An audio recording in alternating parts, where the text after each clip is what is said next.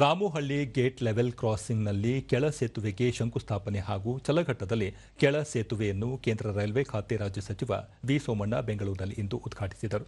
ಈ ವೇಳೆ ಕೇಂದ್ರ ಉದ್ಯೋಗ ಮತ್ತು ಕಾರ್ಮಿಕ ಖಾತೆ ರಾಜ್ಯ ಸಚಿವರಾದ ಶೋಭಾ ಕರಂದ್ಲಾಜೆ, ವಿಧಾನ ಪರಿಷತ್ ಸದಸ್ಯ ಜವರಾಯಿಗೌಡ ಸೇರಿದಂತೆ ರೈಲ್ವೆ ಇಲಾಖೆಯ ಹಿರಿಯ ಅಧಿಕಾರಿಗಳು ಉಪಸ್ಥಿತರಿದ್ದರು.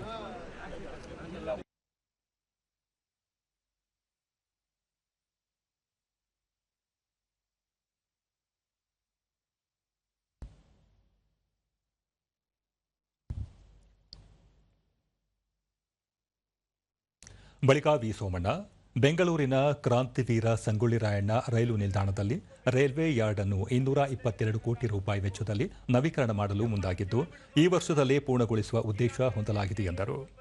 ತುಮಕೂರು ಜಿಲ್ಲೆಯಲ್ಲಿ ಎಚ್ಎಎಲ್ ಕಾರ್ಖಾನೆ ಆರಂಭವಾಗಿದ್ದು, ಅತ್ಯಾಧುನಿಕ ವಿಮಾನಗಳ ತಯಾರಿಕೆಗೂ ಸಮ್ಮತಿ ಸೂಚಿಸಲಾಗಿದೆ. ಇದರಿಂದ 5 ರಿಂದ 6 ಸಾವಿರ ಸ್ಥಳೀಯರಿಗೆ ಉದ್ಯೋಗ ದೊರೆಯಲಿದೆ. ಈ ಹಿನ್ನೆಲೆಯಲ್ಲಿ ಬೆಂಗಳೂರು ತುಮಕೂರು ನಡುವಿನ 2 ಪಥದ ರೈಲ್ವೆ ಮಾರ್ಗವನ್ನು 4 ಪಥದ ರೈಲ್ವೆ ಮಾರ್ಗವನ್ನಾಗಿ ಮಾಡುವ ಸಮೀಕ್ಷಾ ಕಾರ್ಯ ಪೂರ್ಣಗೊಂಡಿದ್ದು, ಸದ್ಯದಲ್ಲೇ ವಿಸ್ತೃತ ಯೋಜನಾ ವರದಿ ಸಿದ್ಧವಾಗಲಿದೆ ಎಂದು ಹೇಳಿದರು.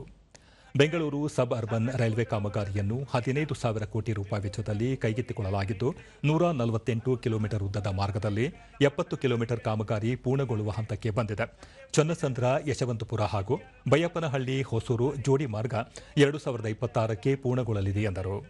ಇದರ ಜೊತೆಗೆ ಬೆಂಗಳೂರು ಅಂತಾರಾಷ್ಟ್ರೀಯ ವಿಮಾನ ನಿಲ್ದಾಣದ ಬಳಿ ಮೆಗಾ ಕೋಚಿಂಗ್ ಟರ್ಮಿನಲ್ ಮಾಡುವ ಉದ್ದೇಶವಿದೆ. ಈಗಾಗಲೇ ಸಮೀಕ್ಷೆಯಾಗಿದೆ.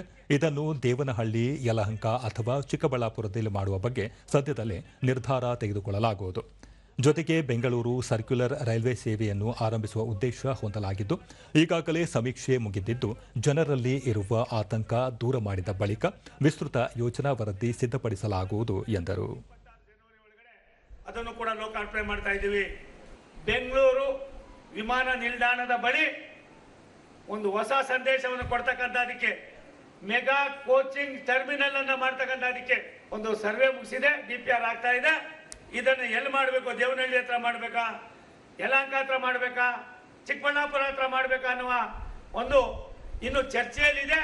ನನಗನಿಸ್ತದೆ ಇನ್ನು 3-4 ತಿಂಗಳಲ್ಲಿ ತೀರ್ಮಾನವನ್ನು ಮಾಡಿ ಕರ್ನಾಟಕ ರಾಜ್ಯದ ರಾಜಧಾನಿ ನಾಡಪ್ರಭು ಕೆಂಪೇಗೌಡರ ನಗರಕ್ಕೆ ಮತ್ತೊಂದು ದೊಡ್ಡ ಒಂದು ಸಂದೇಶವನ್ನ ಭಾರತ ಸರ್ಕಾರ, ರೈಲ್ವೆ ಇಲಾಖೆ, ಸನ್ಮಾನ್ಯ ನರೇಂದ್ರ ಮೋದಿಯವರ ಮಾರ್ಗದರ್ಶನದಲ್ಲಿ ಕೆಲಸವನ್ನು ಮಾಡ್ತೀವಿ ಅನ್ನೋ ಮಾತನ್ನ ಈ ಸಂದರ್ಭದಲ್ಲಿ ಹೇಳಿ, ಶೋಭಾ ಕರಂದ್ಲಾಜೆ, ಲೆವೆಲ್ ಕ್ರಾಸಿಂಗ್ ಸ್ಥಳದಲ್ಲಿ ಸೇತುವೆ ನಿರ್ಮಾಣ ಮಾಡಬೇಕು ಎನ್ನುವುದು ದಶಕಗಳ ಕನಸಾಗಿತ್ತು.